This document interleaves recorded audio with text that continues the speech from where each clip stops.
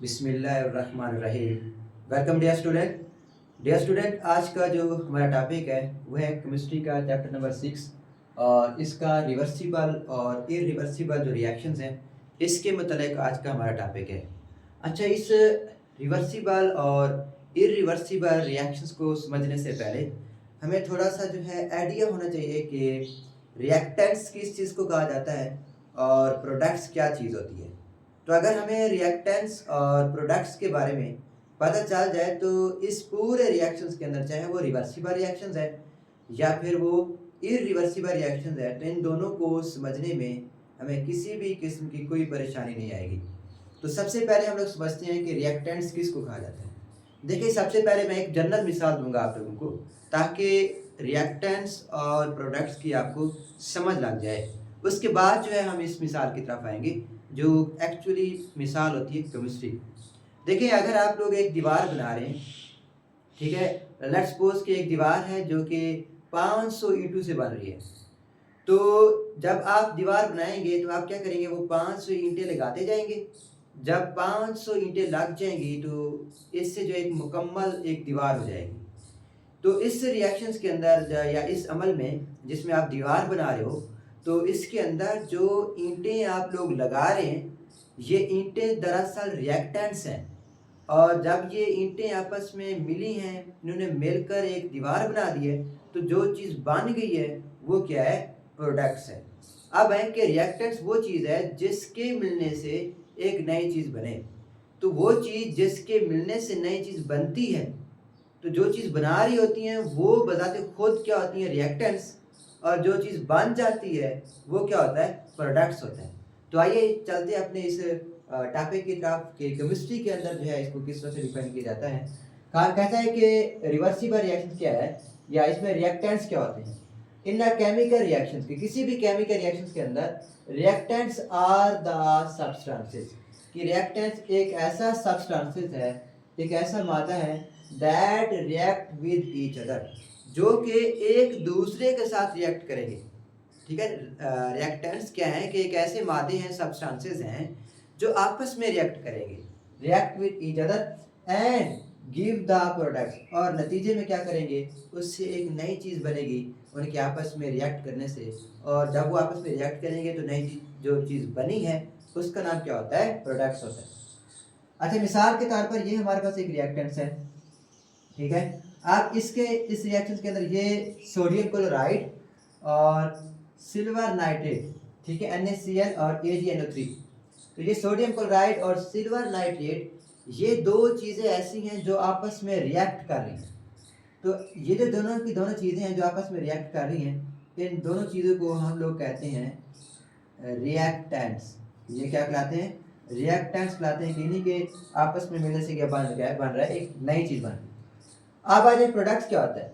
इन chemical reaction, कि किसी भी केमिकल रिएक्शन के अंदर products are those substances, products वो सब्सटेंसेस हैं that are formed by reactants, जो कि बनते हैं रिएक्टेंट से। ये रिएक्टेंट्स हैं और ये रिएक्टेंट्स और ये रिएक्टेंट्स जब आपस में रिएक्ट करेंगे, ठीक है, तो रिएक्ट करने के नतीजे में जो चीज़ बनेगी, तो इन दोनों के नतीजे में ये वाली दो चीज़ें बनी, ये वाली और ये वाली, तो ये जो दो चीज़ें बनी हैं इन दोनों का नाम हम लोग क्या देंगे, प्रोडक्ट्स का नाम देंगे। They are called products. ठीक हो गया, ये दोनों, तो ये भी प्रोडक्ट्स है और ये भी क्या है, प्रोडक्ट्स है। तो आप देखें कि रिएक्टेंट्स वो चीज़ है जो आपस में रिएक्ट करके एक नई चीज़ बनाते हैं। तो जो चीज़ रिएक्ट कर रही होती है वो रिएक्टेंट्स है, और उन दोनों के रिएक्ट करने से जो चीज़ बनती है, जैसे कि ये बने हुए हैं, तो वो दोनों क्या होते हैं, प्रोडक्ट्स कहलाते हैं। अब आ जाए कि इरिवर्सिबल रिएक्शंस क्या है। पहले सबसे पहले हम इरिवर्सिबल रिएक्शन देखेंगे और देन इसके बाद हम रिवर्सिबल रिएक्शंस के ऊपर बात करेंगे। कहते हैं कि इरिवर्सिबल रिएक्शंस क्या है। डियर स्टूडेंट, आपने अक्सर देखा होगा कि गाड़ियाँ होती हैं, उनके अंदर जो है रिवर्स गियर होता है। तो रिवर्स वो गियर से मुराद क्या है कि वो एक ऐसा गियर होता है गाड़ी के अंदर जो गाड़ी को पीछे की तरफ ले आता है, बैक।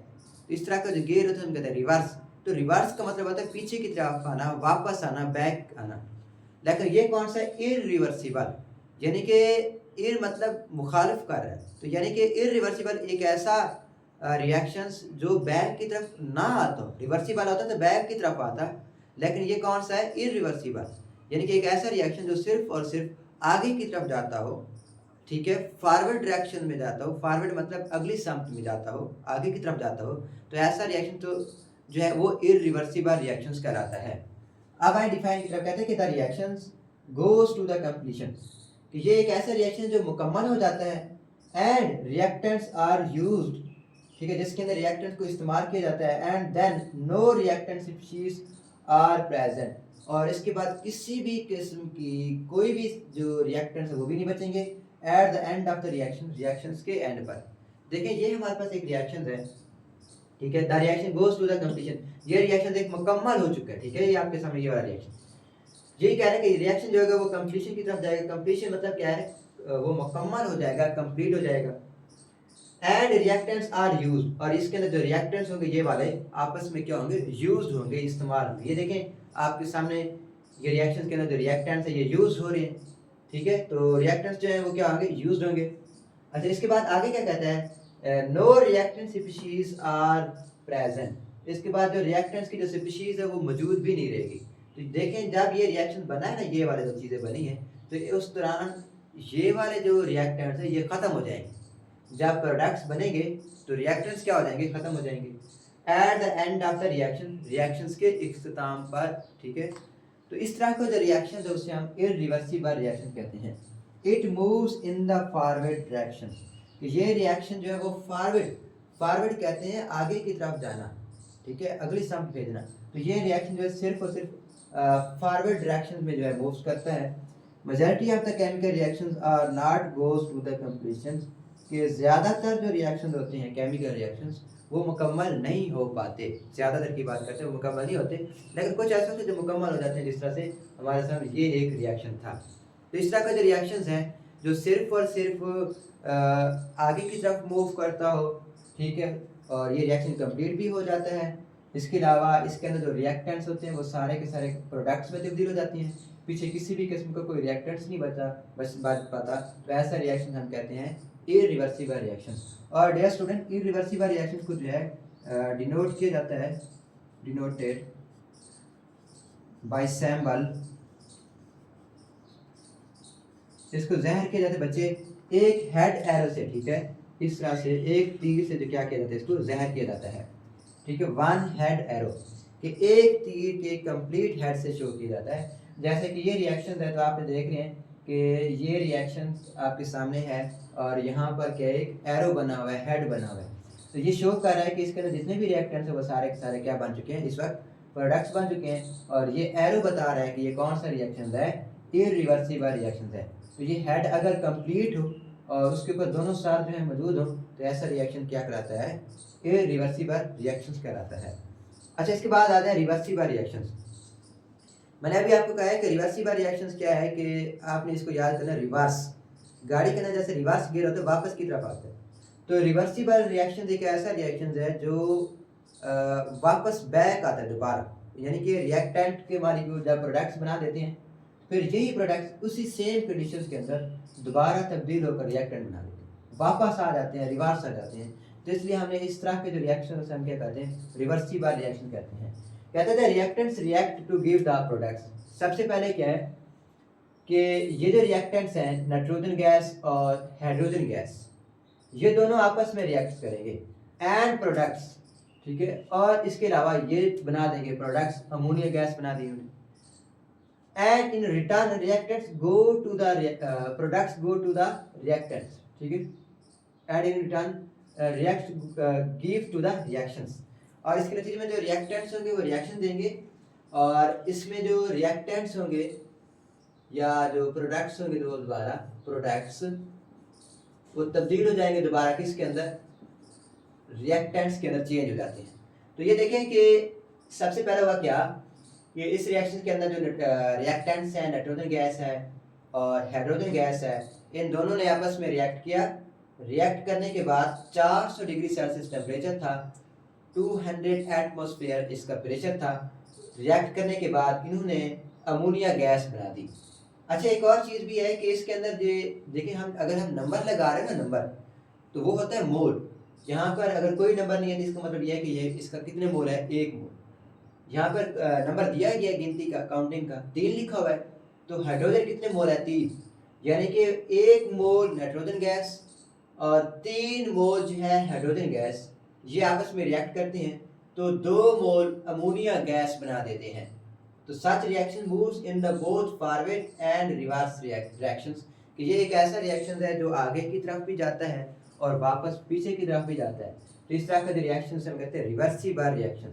अच्छा, इसको देखें, एक तो ये है कि इस तरह it is denoted by symbol double arrow half headed, कि इस तरह के जो रिएक्शंस हैं उससे हम 2 तीर से ज़ाहिर करते हैं और वो दोनों के दोनों जो तीर होंगे, एरो होंगे, वो हाफ होंगे। देखिए ये आपके पास हाफ हेड है इसका, फिर नीचे एक लाइन लगाई और नीचे एक और हेड बनाया, लेकिन दोनों जो तीर हैं उन दोनों का एक एक हिस्सा जो है वो खत्म है। तो हाफ हेड एरो से क्या किया जाता है, रिवर्सिबल रिएक्शन को शो किया जाता है।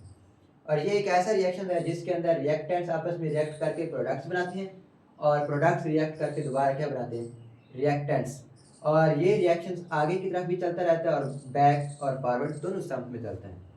अच्छा, इसके बाद कहते हैं कि 1 मोल नाइट्रोजन, ये वाली 1 मोल नाइट्रोजन जो है एंड 3 मोल नाइट्रोजन हाइड्रोजन, एक तो 1 मोल नाइट्रोजन है और 3 मोल हाइड्रोजन है, गैस है, react to give the 2 moles ammonia gas. और जब ये आपस में रिएक्ट करते हैं तो कितने मोल अमोनिया गैस बन रही है, 2 मोल अमोनिया गैस बना देते हैं अंडर क्लोज कंटेनर। अगर ये जो रिएक्शंस है, लेट्स सपोज कि अगर ये रिएक्शन जो है हमारे पास, ये कंटेनर है,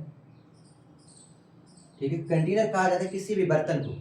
तो अगर ये हाइड्रोजन्स के मॉलिक्यूल, लेट्स सपोज कि ये हाइड्रोजन्स के मॉलिक्यूल्स हैं और ये जो है हमारे पास ये नाइट्रोजन्स के, तो दोनों जब आपस में रिएक्ट कर रहे होंगे, अगर तो कंटेनर यानी कि बर्तन जो है, ठीक है, वो क्या है, खुला हुआ है, ओपन है, तो इसके नतीजे में जो अमोनिया गैस बनेगी वो ऊपर की तरफ उड़ के चली जाएगी और रिएक्शन जो है वो आगे की तरफ जाएगा। लेकिन अगर हम इस कंटेनर को क्या कर दें, बंद कर दें, क्लोज कर दें, तो तब जो है जो अमोनिया गैस बनी है वो इस रिएक्शन से बाहर नहीं जा पाएगी।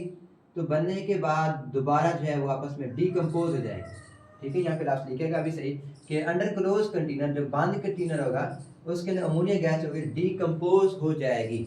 डीकम्पोज से मुराद ये है कि जो अमोनिया जो है NH3, ये दोबारा बंद कंटेनर की वजह से, बंद बर्तन की वजह से दोबारा डीकम्पोज हो जाएगी। मीन्स कि इसके दरमियान जो नाइट्रोजन और हाइड्रोजन के दरमियान जो बॉन्ड्स पाए जा रहे हैं ये टूट जाएंगे और ये टूट कर दोबारा जो है हाइड्रोजन के अंदर और नाइट्रोजन में तब्दील हो जाएगी, back to give nitrogen and hydrogen under the same condition, लेकिन कंडीशन सेम होगी। इसके बाद एक और मिसाल है calcium carbonate in open containers. अगर इसी तरह अगर हम कैल्शियम कार्बोनेट्स को किसी कंटेनर के अंदर रख देते हैं जो कि ओपन है, तो जब इसको हीटअप करेंगे, नीचे से गर्म करेंगे, तो हीटअप की वजह से जो कैल्शियम कार्बोनेट है वो तब्दील हो जाएगा कैल्शियम ऑक्साइड के अंदर, प्लस कार्बन डाइऑक्साइड गैस बनेगी। तो जो कार्बन डाइऑक्साइड गैस बनेगी वो इससे जो है, अगर कंटेनर ओपन है तो कार्बन डाइऑक्साइड गैस क्या हो जाएगी, यहाँ से निकल जाएगी। अगर बर्तन जो है वो खुला हुआ है तो खुले हुए बर्तन से कार्बन डाइऑक्साइड क्या हो जाएगी, बाहर की तरफ निकल जाएगी। हमें लिखा भी है स्केप इन एटमोस्फेयर, स्केप कहा जाता है बाहर की तरफ निकल जाना, एटमोस्फेयर कहा जाता है माहौल को, इन्वायरमेंट को, हवा को। तो बनने वाली कार्बन डाइऑक्साइड हमारी जो एयर है, हवा, जिसे हम एटमोस्फेयर कहते हैं, उसके अंदर चली जाएगी। लेकिन आप देखिए कहते हैं कैल्शियम कार्बोनेट इन क्लोज्ड कंटेनर, कि अगर हम इस कंटेनर्स को क्या कर दें, आप क्लोज कर दें, बंद कर दें, फिर क्या होगा, तो तब क्या होगा, कहते हैं कि कैल्शियम कार्बोनेट, देखें कैल्शियम कार्बोनेट्स रिएक्शन हुआ, गर्म करने के बाद ये बने कैल्शियम ऑक्साइड और कार्बन डाइऑक्साइड गैस। लेकिन दोबारा क्योंकि कंटेनर बंद था तो जो बनने वाली जो कार्बन डाइऑक्साइड गैस थी वो कंटेनर से बाहर जा ही नहीं सकी। जब वो नहीं जा सकी तो वो दोबारा रिएक्ट करके कैल्शियम कार्बोनेट्स बना देते हैं। ठीक हो गया। तो कहता है कि देखा हमने इसको 2 एरो से भी शो किया है, तो ये बता रहा है कि ये रिएक्शन क्या हो रहा है, दोबारा वापस जा रहा है। Carbon dioxide react with calcium oxide and give back calcium carbonate, कि इसके अंदर जो कार्बन डाइऑक्साइड गैस है वो दोबारा वापस रिएक्ट कर जाएगी किसके साथ, कैल्शियम ऑक्साइड के साथ। ठीक है, क्योंकि कंटेनर बंद है, तो जब ये दोबारा रिएक्ट करेगी वापस तो ये दोबारा क्या बना देंगे, कैल्शियम कार्बोनेट। ठीक है, तो इस तरह का जो रिएक्शंस है उससे हम क्या कहते हैं, रिवर्सिबल रिएक्शंस। और ये दोनों पे दोनों रिएक्शन जो है रिवर्सिबल रिएक्शन सेम कंडीशन पर होते हैं। ठीक है, तो ये आज का हमारा टॉपिक था। उम्मीद काफ़ी का आपको समझ आ गई होगी। मज़ीद अगर कोई सवाल है तो आप कमेंट सेक्शन के अंदर पूछ सकते हैं। तब तक जो है आपको बेस्ट ऑफ लक। अल्लाह हाफिज़।